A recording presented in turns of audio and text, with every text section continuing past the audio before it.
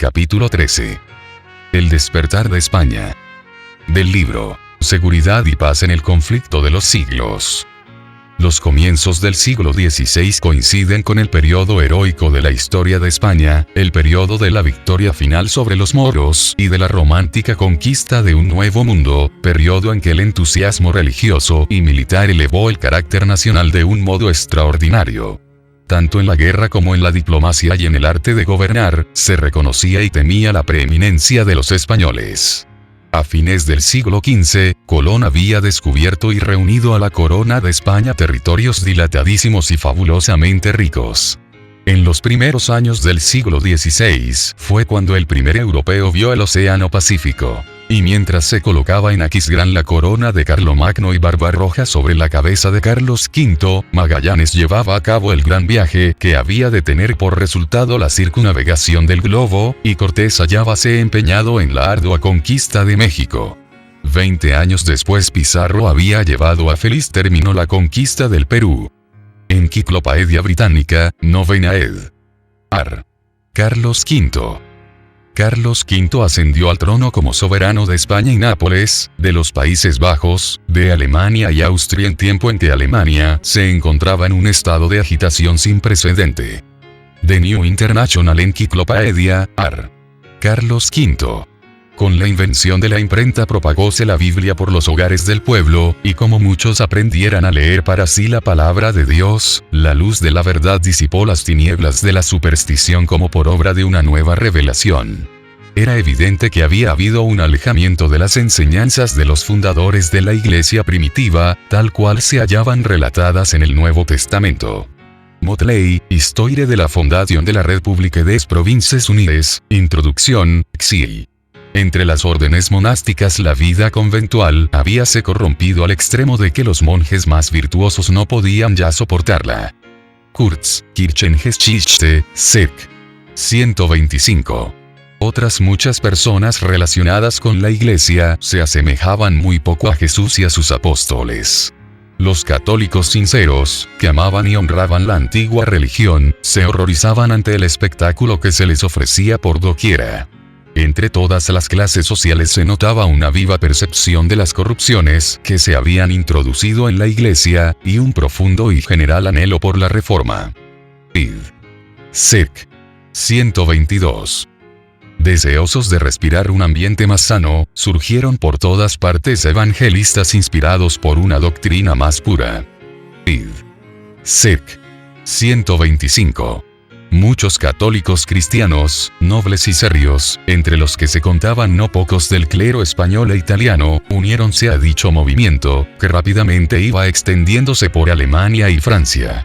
Como lo declaró el sabio arzobispo de Toledo, Bartolomé de Carranza, en sus comentarios del Catecismo, aquellos piadosos prelados querían ver revivir en su sencillez y pureza el antiguo espíritu de nuestros antepasados y de la Iglesia primitiva.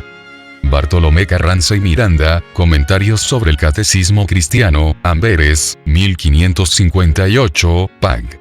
233. Citado por Kurz, Sec. 139. El clero de España era competente para tomar parte directiva en este retorno al cristianismo primitivo. Siempre amante de la libertad, el pueblo español durante los primeros siglos de la era cristiana se había negado resueltamente a reconocer la supremacía de los obispos de Roma, y solo después de transcurridos 8 siglos le reconocieron al fin a Roma el derecho de entremeterse con autoridad en sus asuntos internos.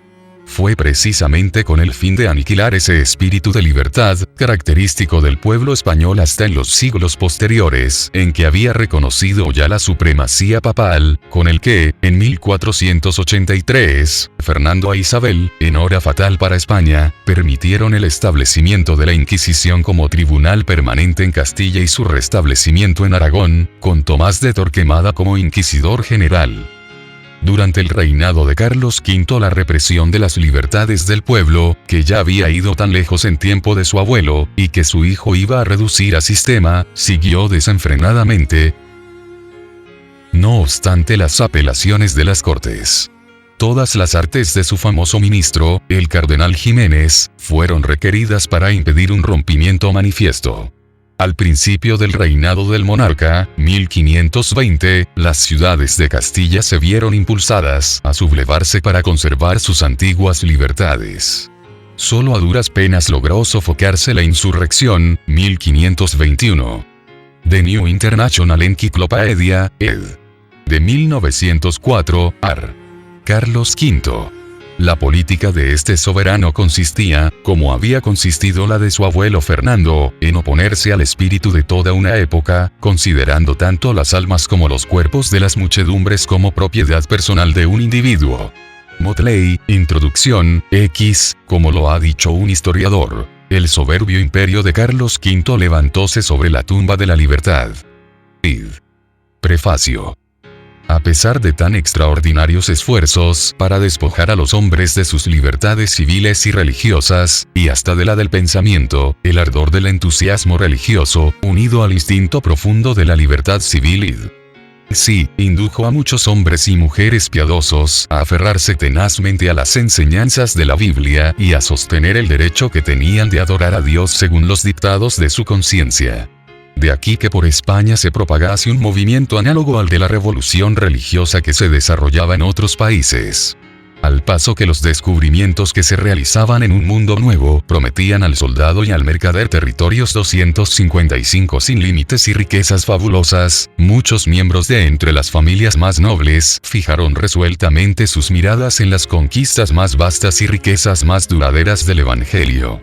Las enseñanzas de las Sagradas Escrituras estaban abriéndose paso silenciosamente en los corazones de hombres como el erudito Alfonso de Valdés, secretario de Carlos V, su hermano, Juan de Valdés, secretario del virrey de Nápoles, y el elocuente Constantino Ponce de la Fuente, capellán y confesor de Carlos V, de quien Felipe II dijo que era muy gran filósofo y profundo teólogo y de los más señalados hombres en el púlpito y elocuencia que ha habido de tiempos acá. Más allá aún fue la influencia de las Sagradas Escrituras al penetrar en el rico monasterio de San Isidro del Campo, donde casi todos los monjes recibieron gozosos la palabra de Dios cual antorcha para sus pies y luz sobre su camino. Hasta el arzobispo Carranza, después de haber sido elevado a la primacía, se vio obligado durante cerca de 20 años a batallar en defensa de su vida entre los muros de la Inquisición, porque abogaba por las doctrinas de la Biblia 256, nota. J. Cristóbal Calvete de Estrella, El felicísimo viaje del príncipe de Felipe. Desde España a sus tierras de la Baja Alemania, obra citada por Mcride, en The Reformation in Spain, Capitán 7, par. 19, ed. De 1856, Edimburgo. Por mandato de Felipe II, el arzobispo Carranza pasó muchos años leyendo libros heréticos, con el objeto de refutarlos. A esta influencia atribuyen los historiadores el que, de implacable enemigo del protestantismo, se convirtiera en secreto sostenedor de él. Acusado de herejía fue encarcelado por la Inquisición en España. Mas, como primado, hizo recusación de todos los arzobispos y obispos de España para sus jueces. Como apelara al Papa, fue transferido a Roma, donde, después de haber sido encarcelado durante muchos años, se le sentenció finalmente a un nuevo término de encarcelamiento en un convento de los dominicos, por haber bebido brava doctrina de muchos herejes condenados, como de Martín Lutero, Juan Ecolampadio, Felipe Melanchthon y otros. De Castro y Rossi, Historia de los protestantes españoles y de su persecución por Felipe II, Pax. 223-231. Véase una relación detallada de las enseñanzas y del largo juicio de Carranza, en la obra de C.A. Wilkins titulada Spanish Protestants in the 16th Century, Capitán 15. Ya en 1519 empezaron a aparecer, en forma de pequeños folletos en latín, los escritos de los reformadores de otros países, a los que siguieron, meses después, obras de mayor aliento, escritas casi todas en castellano. En ellas se ponderaba la Biblia como piedra de toque que debía servir para probar cualquier doctrina, se exponía sabiamente la necesidad que había de reformas, y se explicaban con claridad las grandes verdades relativas a la justificación por la fe y a la libertad mediante el Evangelio. La primera, la más noble, la más sublime de todas las obras, enseñaban los reformadores, es la fe en Jesucristo. De esta obra deben proceder todas las obras. Un cristiano que tiene fe en Dios lo hace todo con libertad y con gozo. Mientras que el hombre que no está con Dios vive lleno de cuidados y sujeto siempre a servidumbre. Este se pregunta a sí mismo con angustia, ¿cuántas obras buenas tendrá que hacer? Corre acá y acullá. Pregunta a este y a aquel. No encuentra la paz en parte alguna, y todo lo ejecuta con disgusto y con temor. La fe viene únicamente de Jesucristo, y nos es prometida y dada gratuitamente.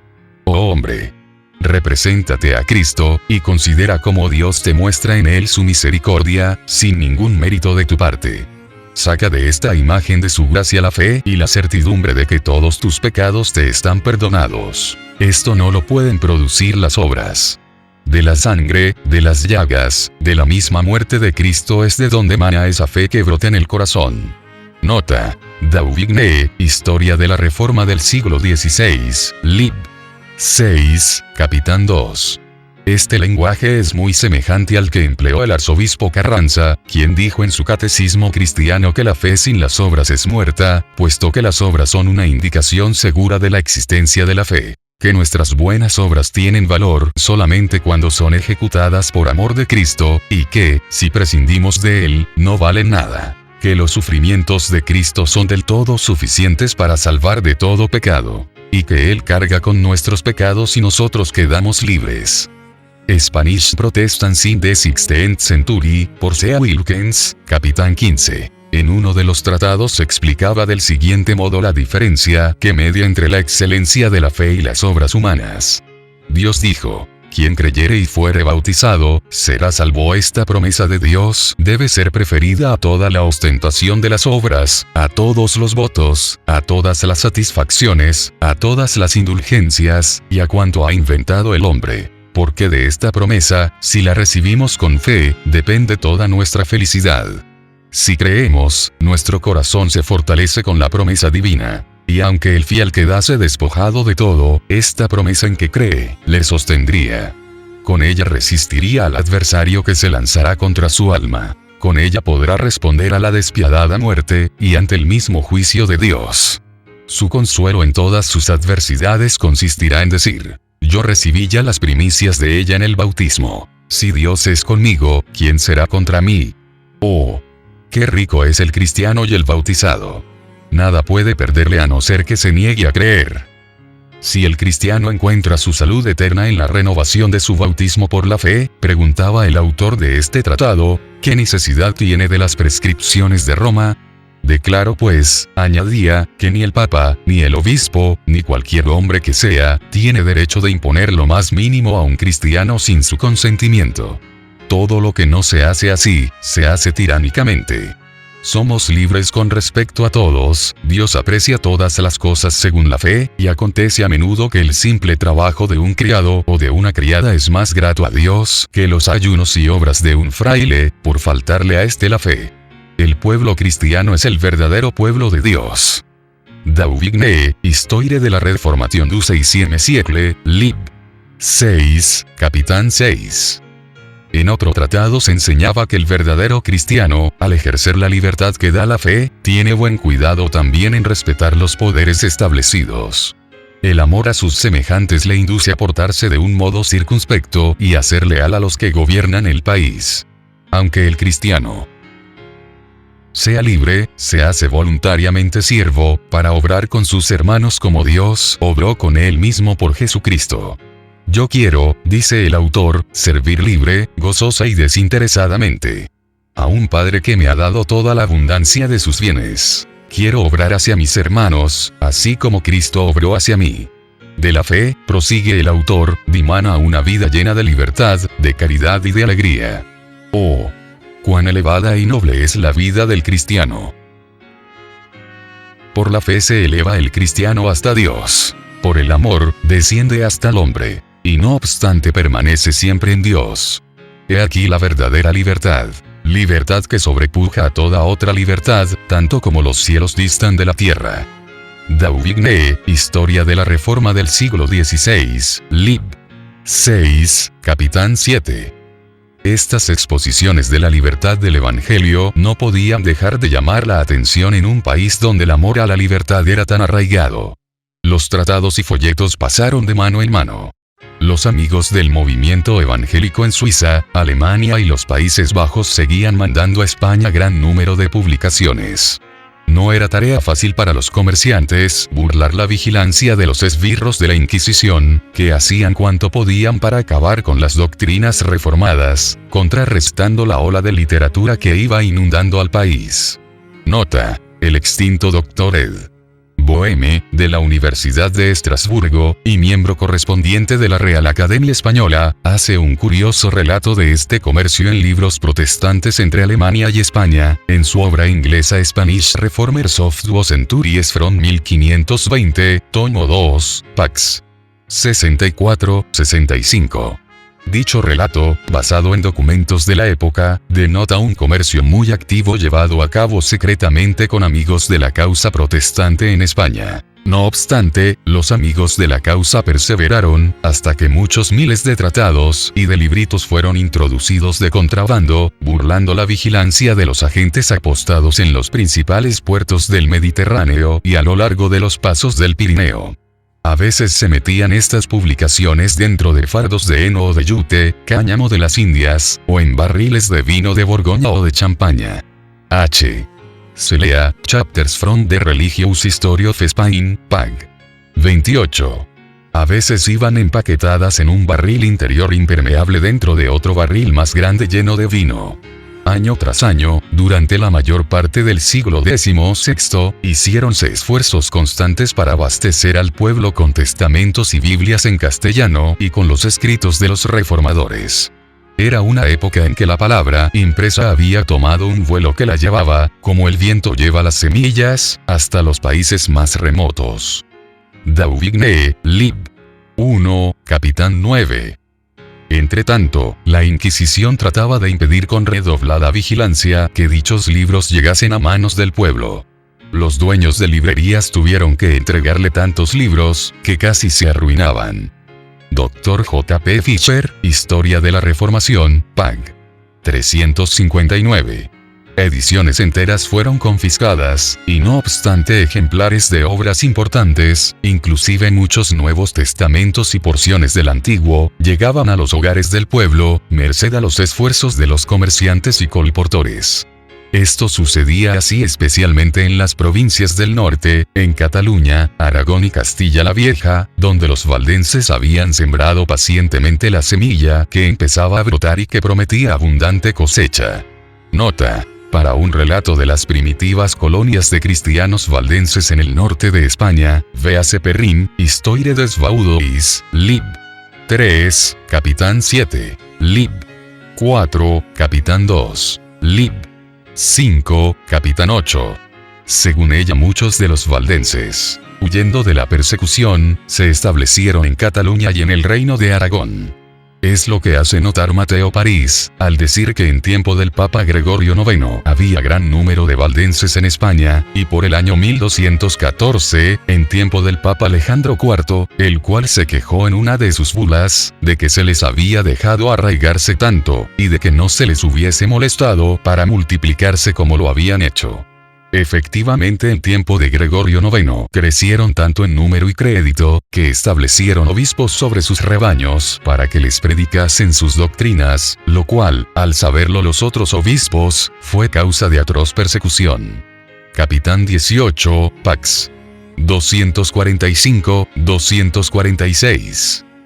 Uno de los colportores más tesoneros y afortunados en la empresa fue Julián Hernández, un enano que, disfrazado a menudo de buhonero o de arriero, hizo muchos viajes a 260 España, ya cruzando los Pirineos, ya entrando por alguno de los puertos del sur de España. Según testimonio del escritor jesuita, Fray Santiáñez, era Julián un español que salió de Alemania con designio de infernar toda España y corrió gran parte de ella, repartiendo muchos libros de perversa doctrina por varias partes y sembrando las herejías de Lutero en hombres y mujeres, y especialmente en Sevilla. Era sobremanera astuto y mañoso, condición propia de herejes. Hizo gran daño en toda Castilla y Andalucía. Entraba y salía por todas partes con mucha seguridad con sus trazas y embustes, pegando fuego en donde ponía los pies. Nota: MS. Historia de la Compañía de Jesús en esta provincia de Andalucía, citada por De Castro, Historia de los Protestantes Españoles, Nota 1, pág. 250. LMS. Original se encuentra en la Biblioteca Columbina, Washington. Mientras la difusión de impresos daba a conocer en España las doctrinas reformadas, debido a la extensión del gobierno de Carlos V sobre Alemania y los Países Bajos, se estrechaban más las relaciones de España con estos países, proporcionando a los españoles, tanto seglares como eclesiásticos, una buena oportunidad para informarse acerca de las doctrinas protestantes, y no pocos les dieron favorable acogida. Fisher, Historia de la Reformación, pág. 360. Entre ellos se encontraban algunos que, como Alfonso y Juan de Valdés, hijos de don Fernando de Valdés, corregidor de la antigua ciudad de Cuenca, desempeñaban altos puestos públicos. Alfonso de Valdés que, como secretario imperial, acompañó a Carlos V con motivo de su coronación, en 1520, y a la Dieta de Worms, en 1521, aprovechó su viaje a Alemania y a los Países Bajos para informarse bien respecto al origen y a la propagación del movimiento evangélico, y escribió 2 cartas a sus amigos de España, haciendo un relato completo de cuanto había oído, incluso un informe detallado de la comparecencia de Lutero ante la Dieta. Unos 10 años 261 después, estuvo con Carlos V en la Dieta de Augsburgo, donde tuvo oportunidad para conversar libremente con Melanchthon, a quien aseguró que su influencia había contribuido a librar el ánimo del emperador de falsas impresiones, y que en una entrevista posterior se le había encargado dijera a Melanchthon que su majestad deseaba que éste escribiera un compendio claro de las opiniones de los luteranos, poniéndolas en oposición, artículo por artículo, con las de sus adversarios. El reformador accedió gustoso al pedido, y el resultado de su labor fue comunicado por Valdés a Campeggio, legado del Papa. Este acto no se le escapó al ojo vigilante de la Inquisición. Luego que Valdés regresó a su país natal, se le acusó ante el Santo Oficio y fue condenado como sospechoso de luteranismo. Cride, Capitán 4. Nota: hay razón para creer que la primera de estas cartas se publicó en aquel entonces. Cride, Capitán 4. El poder del Espíritu Santo que asistió a los reformadores en la tarea de presentar las verdades de la palabra de Dios durante las grandes dietas convocadas de tanto en tanto por Carlos V, hizo gran impresión en el ánimo de los nobles y de los dignatarios de la Iglesia que de España acudieron a aquellas. Por más que a algunos de estos, como al arzobispo Carranza, se les contase durante muchos años entre los más decididos partidarios del catolicismo romano, con todo no pocos se dieron al fin a la convicción de que era verdaderamente Dios quien dirigía y enseñaba a aquellos intrépidos defensores de la verdad, que, con la Biblia, abogaban por el retorno al cristianismo primitivo y a la libertad del Evangelio. Entre los primeros reformadores españoles que se valieron de la imprenta para esparcir el conocimiento de la verdad bíblica, hay que mencionar a Juan de Valdés, hermano de Alfonso, sabio jurisconsulto y secretario del virrey español de Nápoles. Sus obras se caracterizaban por un amor a la libertad, digno del más alto encarecimiento. Escritas con gran 262 maestría y agudeza, en estilo ameno y con pensamientos muy originales, contribuyeron grandemente a echar los cimientos del protestantismo en España. Nota: De Castro, Historia de los Protestantes Españoles, Pax. 99, 102. En una nota, Pax. 104, 105, De Castro publica una lista de las obras de este reformador. En Sevilla y Valladolid los protestantes llegaron a contar con el mayor número de adeptos. Pero como los que adoptaron la interpretación reformada del Evangelio, se contentaron por regla general con su promulgación, sin atacar abiertamente la teología o la Iglesia Católica. Fisher, Historia de la Reformación, pág. 361, solo a duras penas podían los creyentes reconocerse unos a otros, pues temían revelar sus verdaderos sentimientos a los que no les parecían dignos de confianza. En la providencia de Dios, fue un golpe dado por la misma Inquisición el que rompió en Valladolid aquella valla de retraimiento, y el que les hizo posible a los creyentes reconocerse y hablar unos con otros. Francisco San Román, natural de Burgos, e hijo del alcalde mayor de Briviesca, en el curso de sus viajes comerciales tuvo oportunidad de visitar a Bremen, donde oyó predicar las doctrinas evangélicas. De regreso a Amberes fue encarcelado durante 8 meses, pasados los cuales se le permitió proseguir su viaje a España, donde se creía que guardaría silencio. Pero, cual aconteciera con los apóstoles de antaño, no pudo dejar de hablar las cosas que había visto y oído, debido a lo cual no tardó en ser entregado a la Inquisición en Valladolid. Corto fue su proceso, confesó abiertamente su fe en las principales doctrinas de la Reforma, es a saber que nadie se salva por sus propias obras, méritos o fuerzas, sino únicamente debido a la gracia de Dios, mediante el sacrificio de un solo medianero. Ni con súplicas ni con torturas pudo inducírsele a que se retractara. Se le sentenció, pues, a la hoguera, y sufrió el martirio en un notable auto de fe, en 1544. Hacía cerca de un cuarto de siglo que la doctrina reformada había llegado por primera vez a Valladolid, empero durante dicho periodo sus discípulos se habían contentado con guardarla en sus corazones, o hablar de ella con la mayor cautela a sus amigos de confianza. El estudio y la meditación, avivados por el martirio de San Román, pusieron fin a tal retraimiento. Expresiones de simpatía por su suerte, o de admiración por sus opiniones, dieron lugar a conversaciones, en cuyo curso los que favorecían la nueva fe, como se la llamaba, pudieron fácilmente reconocerse unos a otros. El celo y la magnanimidad de que dio prueba el mártir, al arrostrar el odio general y al sufrir tan horrible muerte por causa de la verdad, provocó la emulación hasta de los más tímidos de aquellos. De suerte que, pocos años después de aquel auto, se organizaron formando una iglesia que se reunía con regularidad, en privado, para la instrucción y el culto religioso. Cride, Capitán 4. Esta iglesia, cuyo desarrollo fue fomentado por los esfuerzos de la Inquisición, tuvo por primer pastor a Domingo de Rojas. Su padre fue don Juan, primer marqués de Poza. Su madre fue hija del conde de Salinas, y descendía de la familia del marqués de la Mota, además de los libros de los reformadores alemanes, con los que estaba familiarizado, propagó ciertos escritos suyos, y particularmente un tratado con el título de Explicación de los Artículos de Fe, que contenía una corta exposición y defensa de las nuevas opiniones. Rechazaba como contraria a las escrituras la doctrina del purgatorio, la misa y otros artículos de la fe establecida. Merced a sus exhortaciones llenas de celo, muchos fueron inducidos a unirse a la Iglesia Reformada de Valladolid, entre los que se contaban varios miembros de la familia del mismo Rojas, como también de la del Marqués de Alcañices y de otras familias nobles de Castilla. Capitán 6. Después de algunos años de servicio en la buena causa, Rojas sufrió el martirio de la hoguera. Camino del sitio del suplicio, pasó frente al palco real, y preguntó al rey: ¿Cómo podéis, señor, presenciar así los tormentos de vuestros inocentes súbditos? Salvadnos de muerte tan cruel. No, replicó Felipe, yo mismo llevaría la leña para quemar a mi propio hijo si fuese un miserable como tú. Capitán 7. El doctor don Agustín Casalla, compañero y sucesor de Rojas, era hijo de Pedro Casalla, oficial mayor del Tesoro Real, y se le consideraba como a uno de los principales oradores sagrados de España.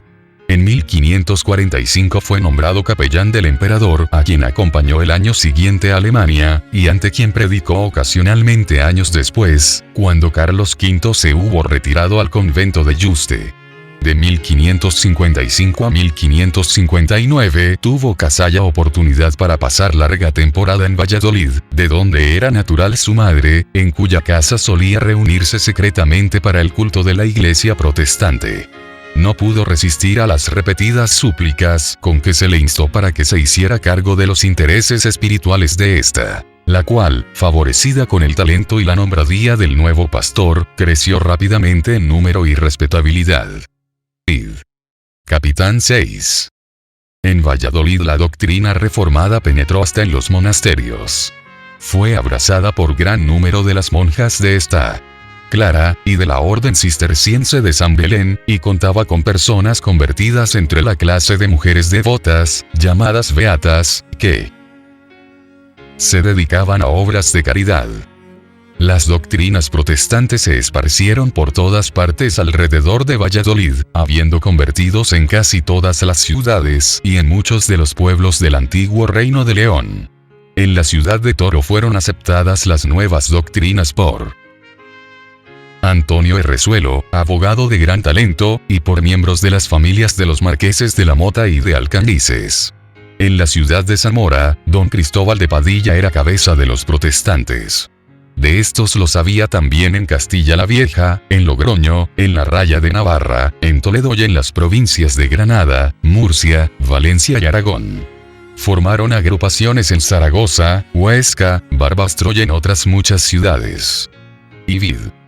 Respecto al carácter y posición social de los que se unieron al movimiento reformador en España, se expresa así el historiador: tal vez no hubo nunca en país alguno tan gran proporción de personas ilustres, por su cuna o por su saber, entre los convertidos a una religión nueva y proscrita. Esta circunstancia ayuda a explicar el hecho singular de que un grupo de disidentes, que no bajaría de 2000 personas, diseminadas en tan vasto país, y débilmente relacionadas unas con otras, hubiese logrado comunicar sus ideas y tener sus reuniones privadas durante cierto número de años, sin ser descubierto por un tribunal tan celoso como lo fue el de la Inquisición. Vid. Al paso que la reforma se propagaba por todo el norte de España, con Valladolid por centro, una obra de igual importancia, centralizada en Sevilla, llevábase a cabo en el sur. Merced a una serie de circunstancias providenciales, Rodrigo de Valero, joven acaudalado, fue inducido a apartarse de los deleites y pasatiempos de los ricos ociosos y hacerse heraldo del Evangelio de Cristo. Hízose de un ejemplar de la Vulgata, y aprovechaba todas las oportunidades para aprender el latín, en que estaba escrita su Biblia. A fuerza de estudiar día y noche, pronto logró familiarizarse con las enseñanzas de las Sagradas Escrituras. El ideal sostenido por ellas era tan patente y diferente del clero, que Valero se sintió obligado a hacerle ver a este cuánto se habían apartado del cristianismo primitivo todas las clases sociales, tanto en cuanto a la fe como en cuanto a las costumbres. La corrupción de su propia orden, que había contribuido a inficionar toda la comunidad cristiana, y el sagrado deber que le incumbía a la orden de aplicar inmediato y radical remedio antes que el mal se volviera del todo incurable. Estas representaciones iban siempre acompañadas de una apelación a las Sagradas Escrituras como autoridad suprema en materia de religión, y de una exposición de las principales doctrinas que aquellas enseñan. Id. Capitán 4. Y esto lo decía, escribe Cipriano de Valera, no por rincones, sino en medio de las plazas y calles, y en las gradas de Sevilla. Cipriano de Valera, 2 tratados del Papa, y de la Misa, Pax. 242-246. El más distinguido entre los conversos de Rodrigo de Valero fue el doctor Egidio Juan Gil, canónigo mayor de la Corte Eclesiástica de Sevilla, de Castro, Pag. 109, quien, no obstante, su extraordinario saber, no logró por muchos años alcanzar popularidad como predicador. Valero, reconociendo la causa del fracaso del doctor Egidio, le aconsejó estudiar a día y noche los preceptos y doctrinas de la Biblia. Y la frialdad impotente con que había solido predicar fue sustituida con poderosos llamamientos a la conciencia y tiernas pláticas dirigidas a los corazones de sus oyentes. Despertóse la atención de estos, que llegaron a la íntima convicción de la necesidad y ventaja de aquella salvación revelada por el Evangelio. De este modo los oyentes fueron preparados para recibir las nuevas doctrinas de la verdad que les presentara el predicador, tales cuales a él mismo le eran reveladas, y con la precaución que parecía aconsejar y requerir tanto la debilidad del pueblo como la peligrosa situación del predicador. De este modo y debido a un celo atemperado con prudencia, cúpole la honra no solo de ganar convertidos a Cristo, sino de educar mártires para la verdad.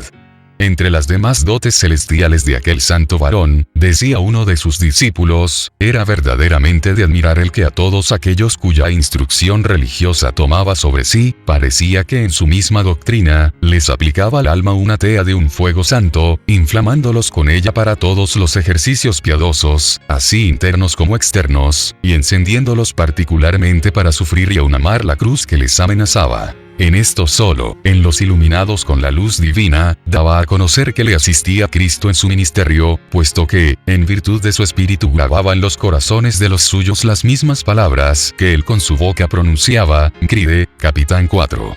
267, nota. Reinaldo González de Montes, Reginaldo Montalló, Artes de la Inquisición Española, ed. Castellana, Madrid, 1851, Pax 252, 253, 281, 285,292, 303, ed. Latinas, Heidelberg, 1567, y Madrid, 1857, Pax 231, 250, 259, 265, 274. El doctor Egidio contaba entre sus convertidos al doctor Vargas, como también al doctor Constantino Ponce de la Fuente, hombre de talento poco común, que había predicado durante muchos años en la Catedral de Sevilla, y a quien, en 1539, con motivo de la muerte de la emperatriz, se había elegido para pronunciar la oración fúnebre. En 1548 el doctor Constantino acompañó, por mandato real, al príncipe Felipe a los Países Bajos para hacer ver a los flamencos que no le faltaban a España sabios y oradores corteses. Gedes, Miscellaneous Tracts, tomo 1, pag. 556. Y de regreso a Sevilla predicaba regularmente en la catedral cada 2 domingos. Cuando él tenía que predicar, y predicaba por lo común a las 8, era tanta la concurrencia del pueblo, que a las 4, muchas veces aún a las 3 de la madrugada, apenas se encontraba en el templo sitio cómodo para oírle. Nota. R. González Montano, ed. 1567, pag. 278, citado en la exposición del primer salmo, por Constantino Ponce de la Fuente. Bonn, Teresa. Ed. 1881, apéndice del editor, ed. Bomer, pag. 236. Era, en verdad, una grandísima bendición para los creyentes protestantes de Sevilla, tener como guías espirituales a hombres como los Dres, Egidio y Vargas, y el elocuente Constantino, que cooperó con tanto ánimo y de un modo incansable para el adelanto de la causa que tanto amaban. Asiduamente ocupados en el desempeño de sus deberes profesionales durante el día, se reunían de noche con los amigos de la doctrina reformada, unas veces en una casa particular, otras veces en otra. El pequeño grupo de Sevilla creció insensiblemente, y llegó a ser el tronco principal, del que se tomaron ramas para plantarlas en la campiña vecina. Cride, Capitán 4. Durante su ministerio, Constantino, a la par que instruía al pueblo de Sevilla desde el púlpito, se ocupaba en propagar el conocimiento religioso por el país por medio de la prensa. El carácter de sus escritos nos muestra con plena claridad lo excelente de su corazón. Eran aquellos adecuados a las necesidades espirituales de sus paisanos, pero no calculados para lucir sus talentos, o para ganar fama entre los sabios. Fueron escritos en su idioma patrio, en estilo al alcance de las inteligencias menos desarrolladas. Las especulaciones abstractas y los adornos retóricos, en los que por naturaleza y educación podía sobresalir, sacrificólos sin vacilar, persiguiendo el único fin de que todos lo entendieran y resultara útil a todos. Id. Capitán 6. Es un hecho histórico singular y por demás significativo que cuando Carlos V, cansado de la lucha contra la propagación del protestantismo, lucha en que había pasado casi toda su vida, había abdicado el trono y se había retirado a un convento en busca de descanso, fue uno de los libros del doctor Constantino, su Suma de Doctrina Cristiana, la que el rey escogió como una de las 30 obras favoritas que constituían aproximadamente toda su biblioteca. Véase Stirling, The Cloister Life of the Emperor Charles V, pag. 266. Si se tienen en cuenta el carácter y la alta categoría de los caudillos del protestantismo en Sevilla, no resulta extraño que la luz del Evangelio brillase allí con claridad bastante para iluminar no solo muchos hogares del bajo pueblo, sino también los palacios de príncipes, nobles y prelados. La luz brilló con tanta claridad que, como sucedió en Valladolid, penetró hasta en algunos de los monasterios, que a su vez volviéronse centros de luz y bendición. El capellán del monasterio dominicano de S. Pablo propagaba con celo las doctrinas reformadas. Se contaban discípulos en el convento de Santa Isabel y en otras instituciones religiosas de Sevilla y sus alrededores. Empero fue en el convento jeronimiano de San Isidro del Campo, uno de los más célebres monasterios de España, situado a unos 2 kilómetros de Sevilla, donde la luz de la verdad divina brilló con más fulgor. Uno de los monjes, García de Arias, llamado vulgarmente Doctor Blanco, enseñaba precavidamente a sus hermanos que el recitar en los coros de los conventos, de día y de noche, las sagradas preces, ya rezando ya cantando, no era rogar a Dios. Que los ejercicios de la verdadera religión eran otros que los que pensaba el vulgo religioso, que debían leerse y meditarse con suma atención las sagradas escrituras, y que sólo de ellas se podía sacar el verdadero conocimiento de Dios y de su voluntad. R. González de Montes, Pax. 258, 272, 237, 247. Esta enseñanza púsola hábilmente en realce otro monje, Casiodoro de Reina, que se hizo célebre posteriormente traduciendo la Biblia en el idioma de su país. La instrucción dada por tan notables personalidades preparó el camino para el cambio radical que, en 1557, fue introducido en los asuntos internos de aquel monasterio. Habiendo recibido un buen surtido de ejemplares de las escrituras y de libros protestantes, en castellano, los frailes los leyeron con gran avidez, circunstancia que contribuyó a confirmar desde luego a cuantos habían sido instruidos, y a librar a otros de las preocupaciones de que eran esclavos. Debido a esto el prior y otras personas de carácter oficial, de acuerdo con la cofradía, resolvieron reformar su institución religiosa. Las horas, llamadas de rezo, que habían solido pasar en solemnes momerías, fueron dedicadas a oír conferencias sobre las escrituras. Los rezos por los difuntos fueron suprimidos o sustituidos con enseñanzas para los vivos. Se suprimieron por completo las indulgencias y las dispensas papales, que constituyeran lucrativo monopolio. Se dejaron subsistir las imágenes, pero ya no se las reverenciaba. La temperancia habitual sustituyó a los ayunos supersticiosos. Y a los novicios se les instruía en los principios de la verdadera piedad, en lugar de iniciarlos en los hábitos ociosos y degradantes del monaquismo. Del sistema antiguo no quedaba más que el hábito monacal y la ceremonia exterior de la misa, que no podían abandonar sin exponerse a inevitable e inminente peligro. Los buenos efectos de semejante cambio no tardaron en dejarse sentir fuera del monasterio de San Isidro del Campo. Por medio de sus pláticas y de la circulación de libros, aquellos diligentes monjes difundieron el conocimiento de la verdad por las comarcas vecinas y la dieron a conocer a muchos que vivían en ciudades bastante distantes de Sevilla. Cride, Capitán 6. Por deseable que fuese la reforma introducida por los monjes de San Isidro en su convento, no obstante ella los puso en situación delicada a la par que dolorosa. No podían deshacerse del todo de las formas monásticas, sin exponerse al furor de sus enemigos. No podían tampoco conservarlas sin incurrir en culpable inconsecuencia. Todo bien pensado, resolvieron que no sería acuerdo tratar de fugarse del convento, y que lo único que podían hacer era quedarse donde estaban y encomendarse a lo que dispusiera una providencia omnipotente y bondadosa. Acontecimientos subsiguientes les hicieron reconsiderar el asunto, llegando al acuerdo de dejar a cada cual libre de hacer, según las circunstancias, lo que mejor y más prudente le pareciera. Consecuentemente, 12 de entre ellos abandonaron el monasterio y, por diferentes caminos, lograron ponerse a salvo fuera de España, y a los 12 meses se reunieron en Ginebra. Vid.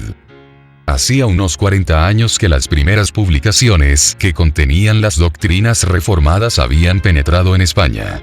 Los esfuerzos combinados de la Iglesia Católica Romana no habían logrado contrarrestar el avance secreto del movimiento, y año tras año la causa del protestantismo se había robustecido, hasta contarse por miles los adherentes a la nueva fe. De cuando en cuando se iban algunos a otros países para gozar de la libertad religiosa. Otros salían de su tierra para colaborar en la obra de crear toda una literatura especialmente adecuada para fomentar la causa que amaban más que la misma vida. Otros aún, cual los monjes que abandonaron el monasterio de San Isidro, se sentían impelidos a salir debido a las circunstancias peculiares en que se hallaban.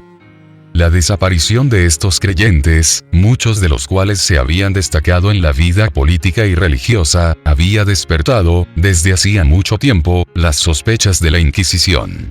Y andando el tiempo, algunos de los ausentes fueron descubiertos en el extranjero, desde donde se afanaban por fomentar la causa protestante en España. Esto indujo a creer que había muchos protestantes en España.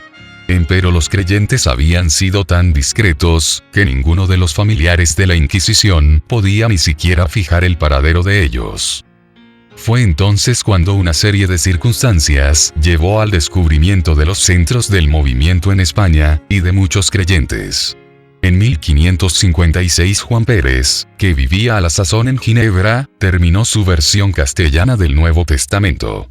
Esta edición, junto con ejemplares del Catecismo Español que preparó el año siguiente y con una traducción de los Salmos, deseaba mandarla a España, pero durante algún tiempo fue imposible encontrar a nadie que estuviese dispuesto a cometer tan arriesgada empresa. Finalmente, Julián Hernández, el fiel colportor, se ofreció a hacer la prueba. Colocando los libros dentro de 2 grandes barriles, logró burlar los esbirros de la Inquisición y llegó a Sevilla, desde donde se distribuyeron rápidamente los preciosos volúmenes. Esta edición del Nuevo Testamento fue la primera versión protestante que alcanzara circulación bastante grande en España. Nota: la versión castellana de Francisco de Encinas, publicada en Amberes en 1543, solo tuvo limitada circulación, pues gran parte de la edición fue confiscada. En cuanto a Encinas, fue encerrado en una cárcel en Bruselas por haberse atrevido a proporcionar a sus compatriotas ejemplares del Nuevo Testamento en su propio idioma. Después de haber estado encerrado 15 meses, un día se encontró con las puertas de su prisión abiertas, y saliendo, sin que nadie se opusiera a ello en lo más mínimo, escapó de Bruselas y llegó sano y salvo a Wittenberg. Crie Capitán 5. Durante su viaje, Hernández había dado un ejemplar del Nuevo Testamento a un herrero en Flandes. El herrero enseñó el libro a un cura que obtuvo del donante una descripción de la persona que se lo había dado a él, y la transmitió inmediatamente a los inquisidores de España. Merced a estas señas, los esbirros inquisitoriales le acecharon a su regreso y le prendieron cerca de la ciudad de Palma. Le volvieron a conducir a Sevilla, y le encerraron entre los muros de la Inquisición, donde durante más de 2 años se hizo cuanto fue posible para inducirle a que delatara a sus amigos, pero sin resultado alguno. Fiel hasta el fin, sufrió valientemente el martirio de la hoguera, gozoso de haber sido honrado con el privilegio de introducir la luz de la verdad divina en su descarriado país, y seguro de que el día del juicio final, al comparecer ante su Hacedor, oiría las palabras de aprobación divina que le permitirían vivir para siempre con su Señor.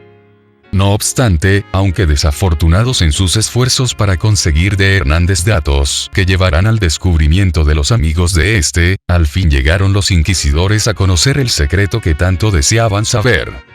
Crie Capitán 7. Por aquel mismo entonces, uno de sus agentes secretos consiguió informes análogos referentes a la iglesia de Valladolid.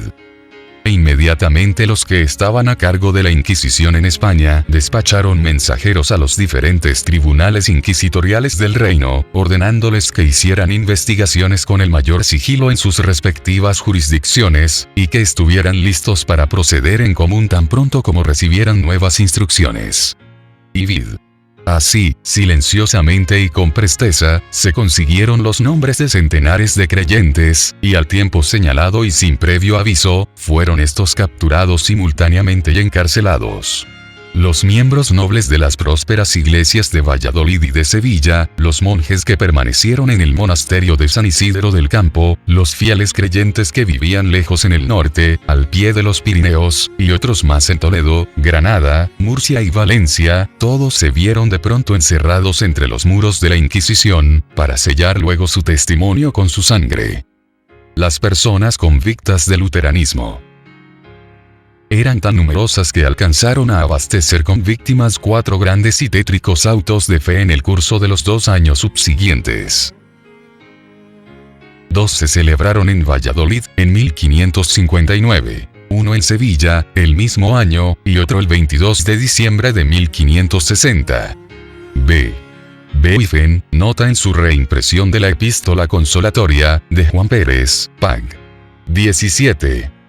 Entre los primeros que fueron apresados en Sevilla figuraba el doctor Constantino Ponce de la Fuente, que había trabajado tanto tiempo sin despertar sospechas. Cuando se le dio la noticia a Carlos V, el cual se encontraba entonces en el monasterio de Yuste, de que se había encarcelado a su capellán favorito, exclamó: «Si Constantino es hereje, gran hereje es». Y cuando más tarde un inquisidor le aseguró que había sido declarado reo, replicó suspirando: «No podéis condenar a otro mayor».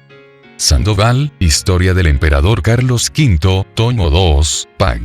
829. Citado por Mcride, Capitán 7. No obstante, no fue fácil probar la culpabilidad de Constantino.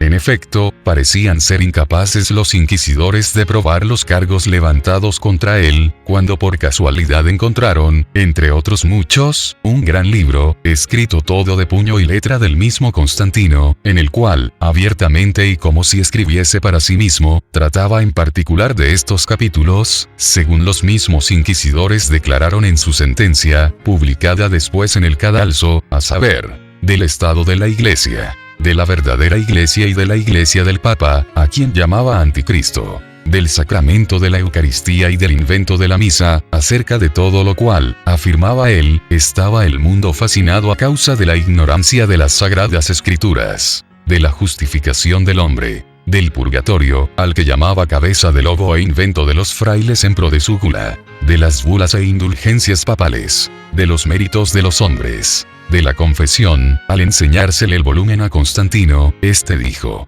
«Reconozco mi letra, y así confieso haber escrito todo esto, y declaro ingenuamente ser todo verdad. Ni tenéis ya que cansaros en buscar contra mí otros testimonios. Tenéis aquí ya una confesión clara y explícita de mi creencia. Obrad pues, y haced de mí lo que queráis». R. González de Montes, Pax. 320, 322. 289, 290.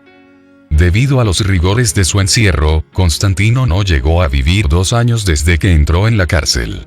Hasta sus últimos momentos se mantuvo fiel a la fe protestante y conservó su serena confianza en Dios. Providencialmente fue encerrado en el mismo calabozo de Constantino uno de los jóvenes monjes del monasterio de San Isidro del Campo, al cual le cupo el privilegio de atenderle durante su última enfermedad y de cerrarle los ojos en paz. Mcride, Capitán 7. El doctor Constantino no fue el único amigo y capellán del emperador que sufriera a causa de sus relaciones con la causa protestante.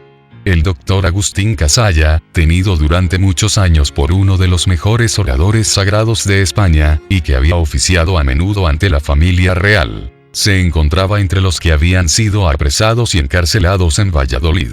En el momento de su ejecución pública volvióse hacia la princesa Juana, ante quien había predicado muchas veces, y señalando a su hermana que había sido también condenada, dijo: «Os suplico, Alteza, tengáis compasión de esa mujer inocente que tiene 13 hijos huérfanos». No obstante, no se la absolvió, si bien su suerte es desconocida. Pero se sabe que los esbirros de la Inquisición, en su insensata ferocidad, no estando contentos aún con haber condenado a los vivos, entablaron juicio contra la madre de aquella, doña Leonor de Vivero, que había muerto años antes, acusándola de que su casa había servido de templo a los luteranos. Se falló que había muerto en estado de herejía, que su memoria era digna de difamación y que se confiscaba su hacienda, y se mandaron exhumar sus huesos y quemarlos públicamente junto con su efigie. Ítem más que se arrasara su casa, que se esparramara sal sobre el solar y que se erigiera allí mismo una columna con una inscripción que explicara el motivo de la demolición. Todo lo cual fue hecho, y el monumento ha permanecido en pie durante cerca de 3 siglos. 275, nota. Durante una visita hecha a Valladolid en 1826, el señor B.B. Wieffen sacó copia exacta de esta inscripción que reza como sigue: presidiendo la igla, Roma, Paulo IV. Y reinando en Espa, Felipe. Y el Santo Oficio de la Inquisición condenó a derrocar y asolar estas casas de Pedro de Casalla y da Leonor de Vivero su mujer porque los herejes luteranos se juntaban a hacer conciliábulos contra Nra. Esta fe hecha e igla, Roma. año de Mdlix. En 21 de mayo. Fue durante ese auto cuando la fe sublime y la constancia inquebrantable de los protestantes quedaron realzadas en el comportamiento de Antonio Errezuelo, jurisconsulto sapientísimo, y de doña Leonor de Cisneros, su mujer, dama de 24 años, discreta y virtuosa a maravilla y de una hermosura tal que parecía fingida por el deseo. Errezuelo era hombre de una condición altiva y de una firmeza en sus pareceres, superior a los tormentos del Santo Oficio. En todas las audiencias que tuvo con sus jueces, se manifestó desde luego protestante, y no solo protestante, sino dogmatizador de su secta en la ciudad de Toro, donde hasta entonces había morado.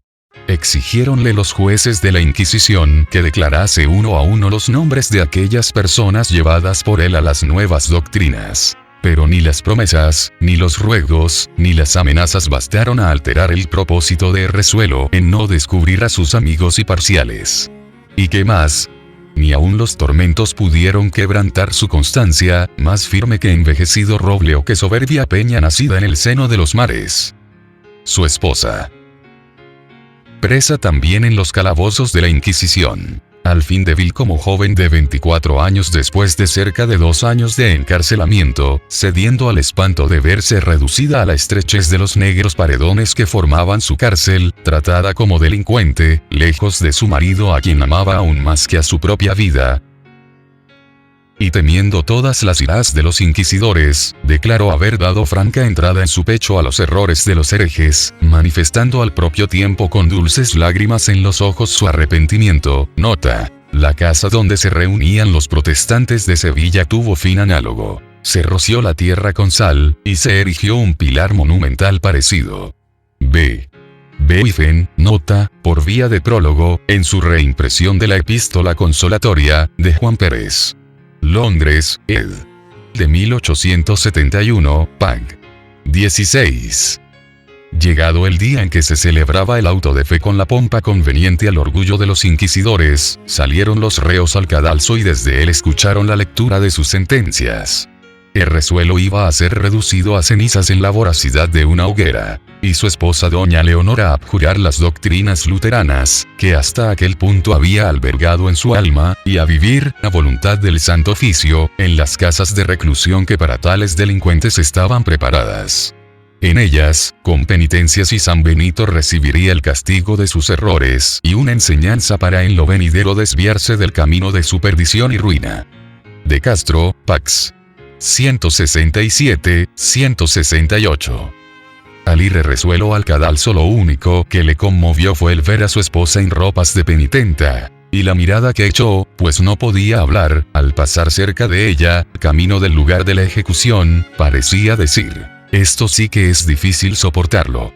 Escuchó sin inmutarse a los frailes que le hostigaban con sus importunas exhortaciones para que se retractase, mientras le conducían a la hoguera. El bachiller Errezuelo, dice Gonzalo de Illescas en su Historia Pontifical, se dejó quemar vivo con valor sin igual. Estaba yo tan cerca de él que podía verlo por completo y observar todos sus movimientos y expresiones. No podía hablar, pues estaba amordazado. Pero todo su continente revelaba que era una persona de extraordinaria resolución y fortaleza, que antes que someterse a creer con sus compañeros lo que se les exigiera, resolvió morir en las llamas. Por mucho que lo observara, no pude notar ni el más mínimo síntoma de temor o de dolor. Eso sí, se reflejaba en su semblante una tristeza cual nunca había yo visto. Cride, Capitán 7. Su esposa no olvidó jamás su mirada de despedida. La idea, dice el historiador, de que había causado dolor a su corazón durante el terrible conflicto por el que tuvo que pasar, avivó la llama del afecto que hacia la religión reformada ardía secretamente en su pecho. Y habiendo resuelto, confiada en el poder que se perfecciona en la flaqueza, seguir el ejemplo de constancia dado por el mártir, interrumpió resueltamente el curso de penitencia a que había dado principio. En el acto fue arrojada en la cárcel, donde durante 8 años resistió a todos los esfuerzos hechos por los inquisidores para que se retractara, y por fin murió ella también en la hoguera como había muerto su marido. ¿Quién no será del mismo parecer que su paisano, de Castro, cuando exclama: infelices esposos, iguales en el amor, iguales en las doctrinas e iguales en la muerte? ¿Quién negará una lágrima a vuestra memoria y un sentimiento de horror y de desprecio a unos jueces que, en vez de encadenar los entendimientos con la dulzura de la palabra divina, usaron como armas del raciocinio, los potros y las hogueras? De Castro, Pag. 171.